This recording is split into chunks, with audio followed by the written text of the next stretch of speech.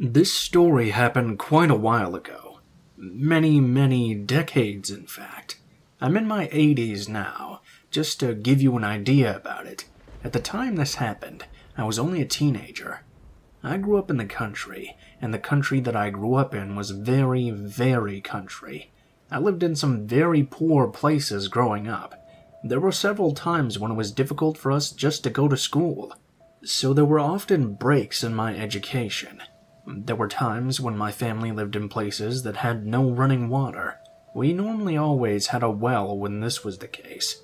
Normally all of us kids would have one bed. Meals were done much different back then than they are nowadays. Mostly today, the emphasis is on the kids eating is most important. Back then, the parents, especially the men, would eat first. It was only once they had their fill that the kids were allowed to eat what was left over. All of my extended relatives did this, and they all viewed this as normal. I was one of the youngest of 10 children that my parents had. By the time I was a teenager, though, my family began living in better circumstances than we had when I was younger.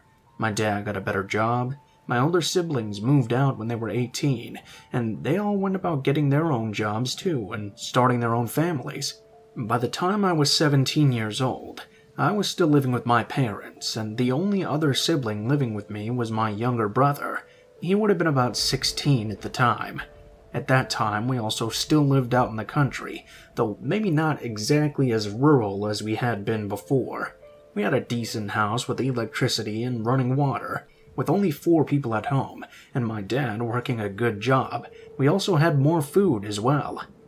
So I went from being a starved and somewhat emaciated child to being a good, healthy teenager who played sports at school. My story takes place in high school, and around that time, my dad was doing so good at work that I even had my own car in which to drive to school. It was nothing fancy, exactly, but it got the job done. I played football and baseball in high school. I was probably averagely popular. I had many friends, but I also had a few enemies as well, and they're the ones that are responsible for the most frightening experience of my life. This all happened after a football game. I had gone back and had been taking a shower. I was normally the last person out after a game. I had always been a bit more shy about showering with others than any of my brothers or anyone else on the team, really. It just made me really uncomfortable, so I preferred not to do it. Just like with most previous games, I was the last one in the locker room on this day. I had showered, dressed normally. I was sitting on a bench when I heard the door to the locker room open and close. I didn't pay much attention to it, because it was not unheard of for people to come back to the locker room for whatever reason. Plus, I didn't hear any talking either. I was surprised, however, when 3 guys appeared beside me, also blocking my way down the aisle of lockers. I was surprised because it was a guy named Terry and 2 of his buddies. When I mentioned before that I had some enemies, Terry was the biggest one of them. He was basically a thug. He had a severe dislike of jocks and of academically inclined students. He was a bully and often got into fights with others. But most importantly, Terry hated me. And the reason he hated me is because on more than one occasion, whilst he was bullying someone that I knew, I had gotten involved and broken up the fight. He had, on more than one occasion, threatened to kill me. I normally was on guard whenever he was around. Now, by himself, Terry had no chance of fighting me and winning. I was bigger and most definitely stronger than him, but he had 2 of his buddies standing right beside him. My first reaction was to get up and run the other direction, but as I did, I noticed 2 more guys standing and blocking that way as well. Suddenly, I was trapped. The guys all descended on me, and although I fought like hell to keep them from getting me, the numbers game was just too great. They got me, shoved a sock in my mouth, and put some sort of tape over it. They eventually were able to tie my hands behind my back, blindfold me, and tie my ankles together. The 5 guys together were easily able to keep me from struggling. They took me out of the locker room. Since I was blindfolded, I didn't know any of what was going on. However, I did know that they were able to get me outside, and I was tossed into a car trunk. I heard the trunk close above me. The car started, and I could hear another car start as well. Now I was really freaked out. I didn't know what was going to happen or what to expect. Consider yourself fortunate if you've never been riding in the back of a car before. It was uncomfortable, bumping, and all around downright terrifying. I was able to tell when we were on the paved road, and I could also tell when the car took a turn off into the gravel roads.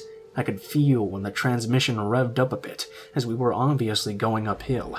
I couldn't really do much, though. I didn't know how long the ride was.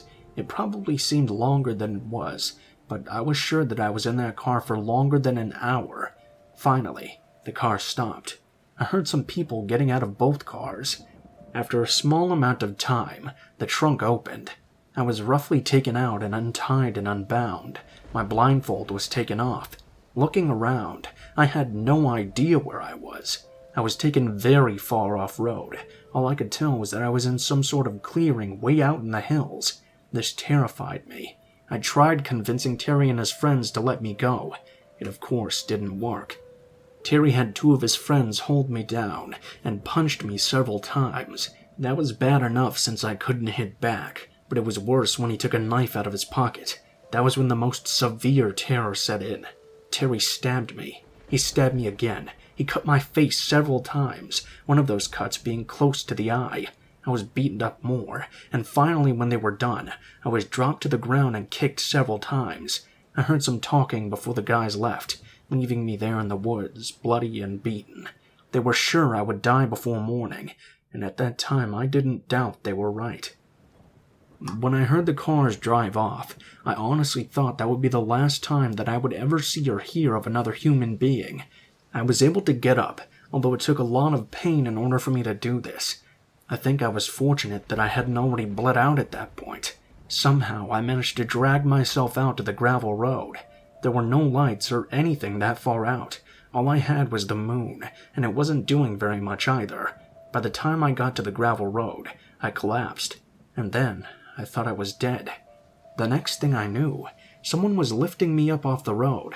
I panicked immediately, thinking it was Terry coming back to finish me off, so I pulled away from whoever it was. But they got me up and put me in the bed of their truck. I just sort of gave up at that point and passed out in the truck bed. I woke up in a hospital. I was a bit freaked out by that, but apparently some old man, about as old as I am now, happened to be out on that road and found me lying in the middle of it. He put me in his old truck and he rushed me to the hospital. I'm sure some people are wanting to hear that Terry and his friends got arrested for what they did, but that didn't happen. Terry himself had already skipped town before they even found me. His friends had told some people that he thought I was going to die. Murdering me was the goal, and he wanted to get out of town before they found my corpse. So even now, over 60 years later, I have no idea what happened to him. No one was ever charged with the crime. The only thing left of it are some scars I've had for the entirety of my life.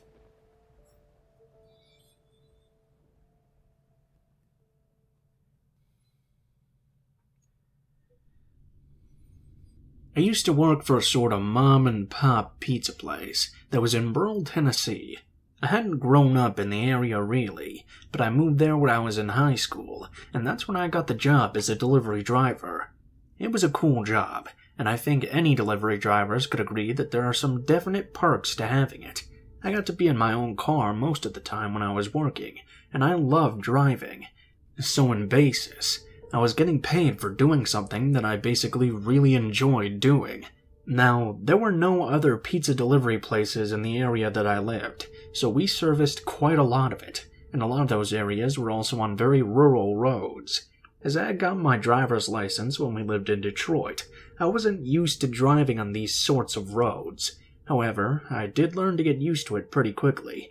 I never had any problems with my route really. Well, unless you want to include the fact that almost no one ever tipped, which was quite annoying.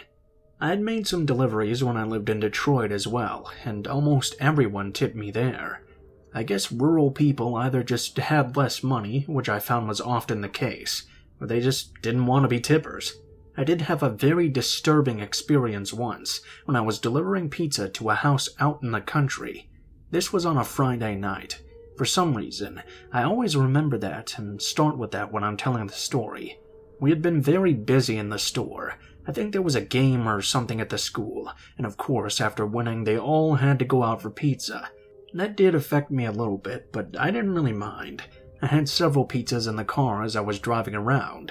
Of course, I got the near ones first, and the rural ones last since they were the furthest out. I had to go to this area where all these people lived in cabins.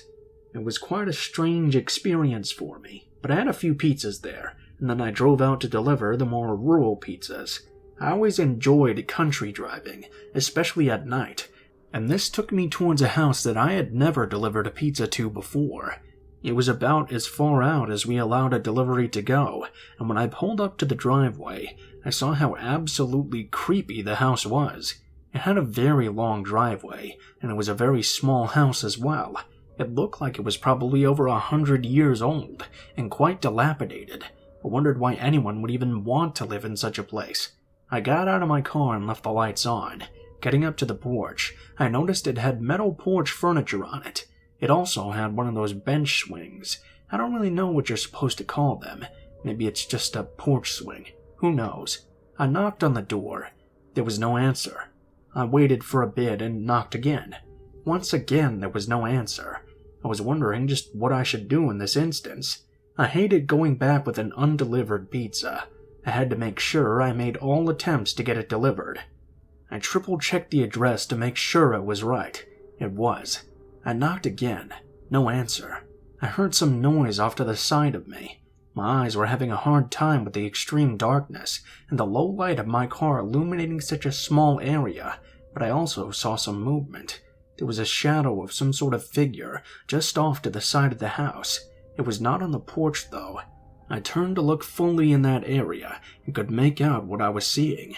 When I did, I saw a man standing there. He was holding a shotgun in his hand, and when I looked at him, I jumped back in fright. "Get off my property," he yelled at me. "I brought your pizza," I told him. The man shot the gun in the air, then pointed it back at me. "I didn't order no damn pizza. Now get lost because the next shot won't be a warning." I hurriedly ran back to my car and got in. I noticed that the old man followed me with the gun the entire time.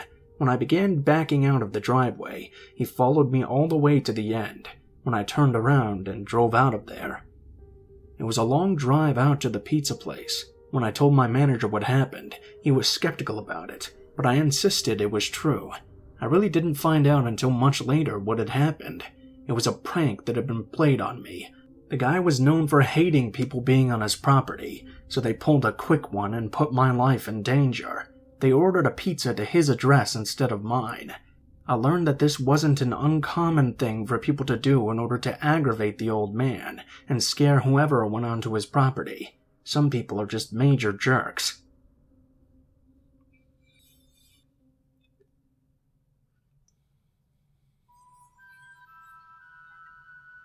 I was always scared going outside at night at my grandma's house. It was really dark out there, and there was a hill there too. There was a clear slope on the hill. There was a light at the bottom of the slope, but looking up at it, you couldn't see very far up at all, and that would become important very quickly. A lot of people would come to my grandma's house. There were a lot of cars, and my parents' car was all the way in the back. My dad was a real asshole, and rather than get up and get something for himself, he always made everyone else do it. When questioned why, he would always just tell you, "Because I said so." He also had a habit of keeping people up a lot later in the night than they wanted to. I guess that wasn't the case this time, but I'm just mentioning it. Well, he told me to go out and get something out of the car at around midnight. I was too frightened to do it because of how dark it was out there already, but there was just no use arguing with him, so there I went. It was freaky as hell outside, and I was walking slowly, looking around. My dad's car was all the way in the back of the line of cars like I mentioned. I got there, grabbed the item, and just wanted to run back to the house, but I didn't do that. I walked slowly instead. As I got to the slope, I began to hear this horrible noise. When I looked upward towards it, I saw the most deranged-looking man I had ever seen, suddenly running down the slope directly at me. He looked unkempt and completely insane. He was rambling some shit too that I couldn't understand. I ran as quickly to the house as I could, screaming the entire time. Before I even got to the house, the door shot open. My uncle was standing there with the rifle that always was right by the front door. He saw the man coming and fired in the direction of the man chasing me. Scared by the gunshot and the crazy guy, I just ran as fast as I could up onto the porch. My uncle ran down and chased the guy off with the gun. We don't know who the man was. My uncle didn't recognize him either. I was traumatized though, and ever since I've had a severe fear of the dark and what might come out of it.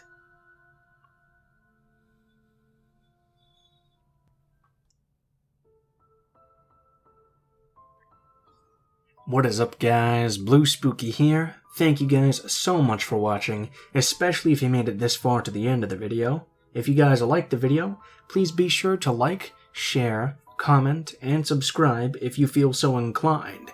That sort of stuff really helps me out with the audience engagement and really helps my videos get out to a lot more people. So hopefully we can get to that 1 million one day. Help me out guys, that'd be great.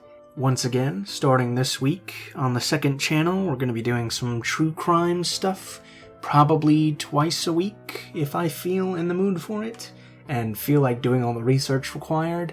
Those will be on Wednesdays/Thursdays and Saturdays/Sundays probably. So look forward to that if you're interested. There's a link to my second channel in the description. The name is Mr. Blue Sky, so keep an eye out for that. If you guys feel like contacting me for any reason, links to all of my social media will be in the description below, including my Facebook, Twitter, and Gmail accounts. Send me a message on any of those, and I'll try to get back to you as quickly as possible. If you do decide to send in a story, please make sure that it has proper grammar, and try to include as much detail as possible so it's long enough for me to include in a video. Also, please be sure to include in the tagline what the name of the story is, if it has one, what type of story it is, if it has a theme, and how you would like to be credited in the description of the video the story appears in. If you guys are curious about the art used in this video, links to my artist, Alan, will be in the description below. He does a lot of horror art stuff, and he's really good at it. He also does commissions, so if you guys have any projects you want to work on or something, please be sure to check him out. He can probably get you something really good. As usual, links to the music used in the video will be in the description below in the order which it appears. I think that's pretty much all for now, guys, so thank you guys so much for watching, and I hope you guys have a great day.